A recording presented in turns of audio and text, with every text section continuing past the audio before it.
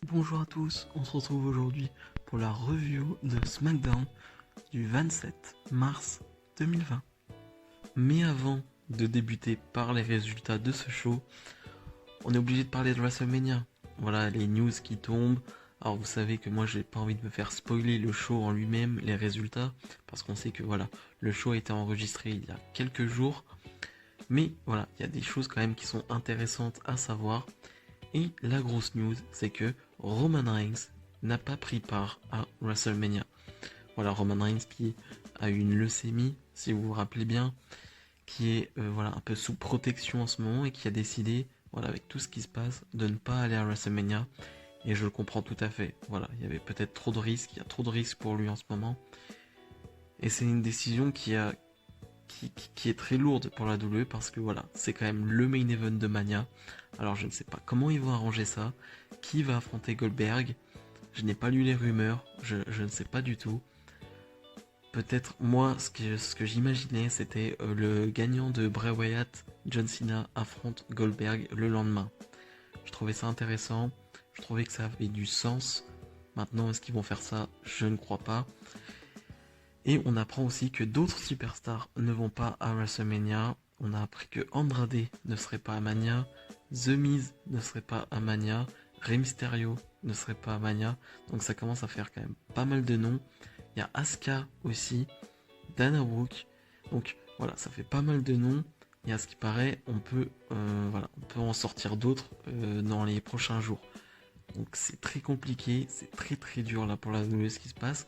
Et en même temps, j'ai envie de dire, c'est Vince qui s'est mis tout seul dans la merde en voulant ne pas décaler ce Mania. Donc c'est un peu son problème, c'est lui qui l'a décidé, donc maintenant il faut qu'il assume. On débute le show avec Sacha et Bailey qui vont nous faire une promo peu intéressante. Bon, le principe et le but, c'est juste que voilà, chaque participante au Fatal 5-Way de WrestleMania vienne, fasse sa petite promo, fasse sa petite punchline, qui marche plus ou moins, qui est plus ou moins intéressante, jusqu'à ce que Tamina arrive. Tamina vraiment à court de forme, et Tamina qui va un peu faire le ménage, on va dire, qui va porter un super kick. Mais, j'ai presque envie de dire catastrophique le super kick. Elle a un move à faire, il n'est pas bon.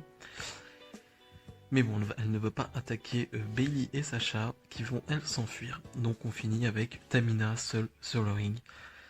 Vous imaginez quand même dans une semaine c'est WrestleMania et l'image qu'on a en tête, c'est Tamina qui est seule sur le ring. Tamina dominante. Ça fait peur. Bon, bien sûr, elle ne va pas gagner un Mania. Je la vois quand même pas gagner un Mania. Mais nous faire croire qu'elle peut gagner déjà, je trouve ça exceptionnel. Drew Gulak face à Shinsuke Nakamura. Si Drew Gulak gagne, Daniel Bryan affronte Sami Zayn pour le titre intercontinental à WrestleMania. Le match va être très très court. Voilà, peut-être 5 minutes, je dirais, de combat. Où ce qu'on voit n'est pas dégueulasse. Hein, voilà, c'est plutôt classique. Et Nakamura va vouloir porter son Kinshasa. Mais Daniel Bryan, qui était là, va prendre le bras de Gulak, va l'aider à éviter cette prise. Gulak va en profiter, va faire un roll-up et va gagner. Ce qui emmène donc Daniel Bryan à WrestleMania contre Sami Zayn. Et c'est une très bonne nouvelle. Sami Zayn contre Daniel Bryan, c'est vraiment un match qu'on veut voir. Ça va être excellent. Ça va être vraiment excellent, voire fantastique. À voir après la condition de Sami Zayn que j'avais trouvé un peu enrobé la dernière fois qu'on l'a vu torse nu. Donc à voir, mais dans tous les cas, j'ai vraiment hâte de voir ce match. En backstage, Dolph Ziggler est au téléphone avec Mandy Rose, on dirait. Et Otis va vouloir venir frapper Dolph Ziggler, mais voilà, des gars de sécurité vont venir, vont empêcher tout ça. Et Ziggler va nous dire, je veux qu'on règle tout ça. Et ça va donc se régler à WrestleMania avec Mandy Rose dans son coin.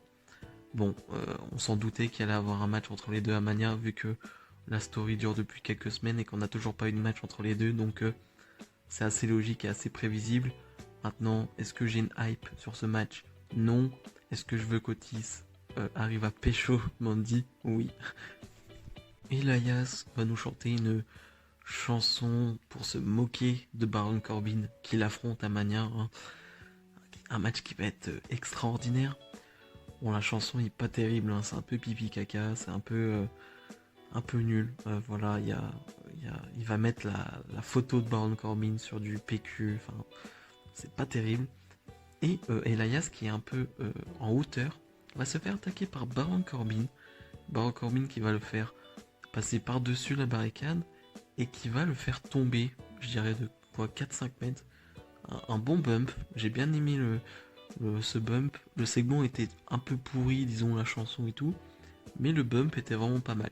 Est-ce que ça suffit pour pour me donner une hype sur le match? Non, bien sûr que non. Alexa Bliss face à Asuka. Voilà, les deux se tournent autour depuis quelques semaines.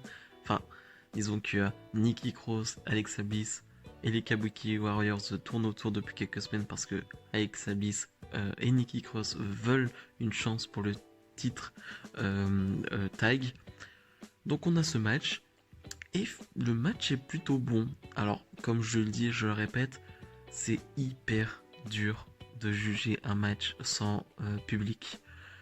Voilà, c'est pour ça que mes jugements sont très perturbés. Parce que voilà, j'ai vraiment du mal des fois à me dire si c'est un bon match, un match moyen, un match même très bon. Des fois, j'ai vraiment du mal.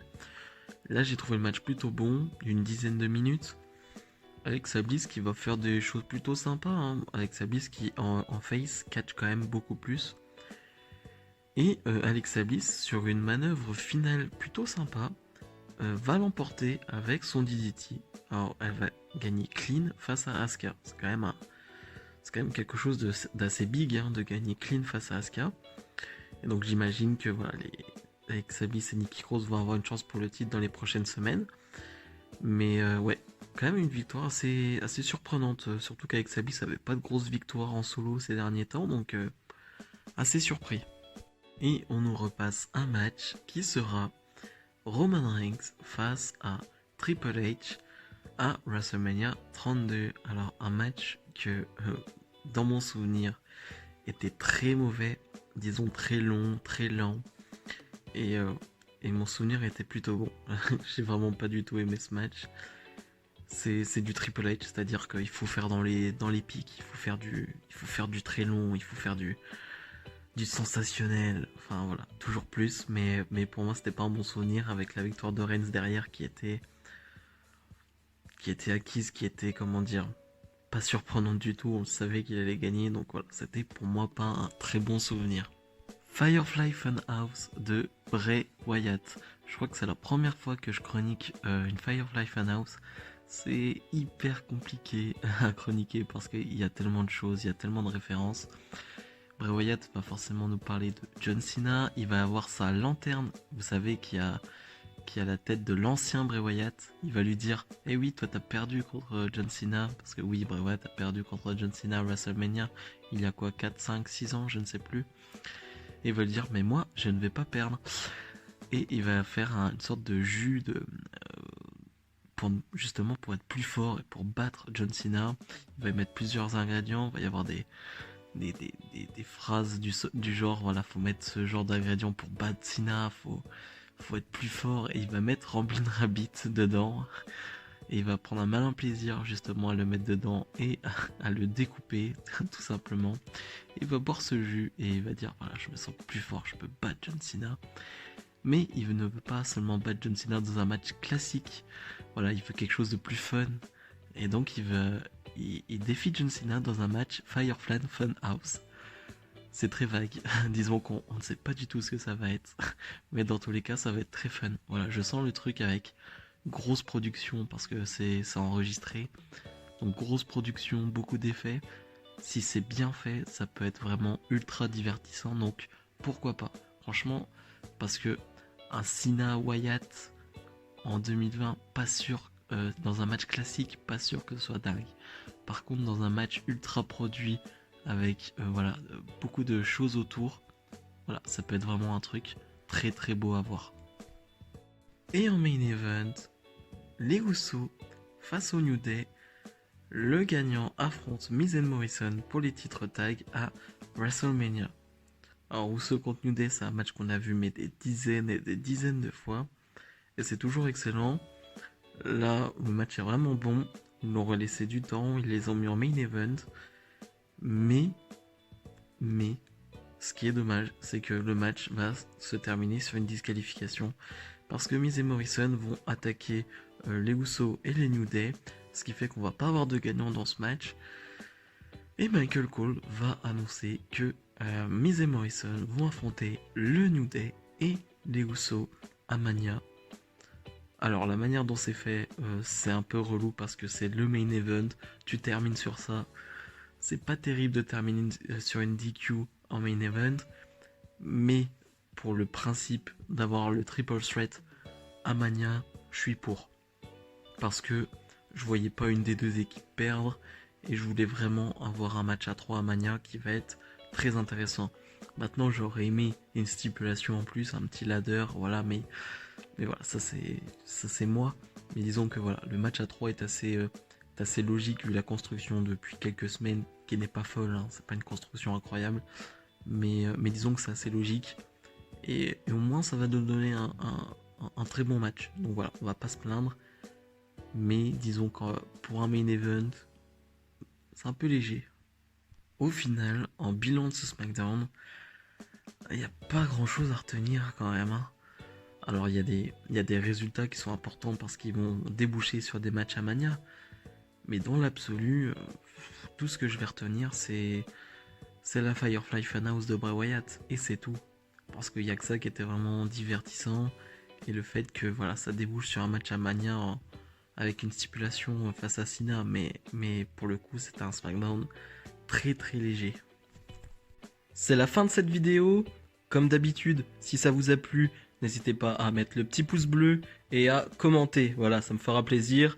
Et voilà, j'échangerai avec vous dans l'espace des commentaires. On se retrouve très très vite pour une prochaine vidéo. Salut salut!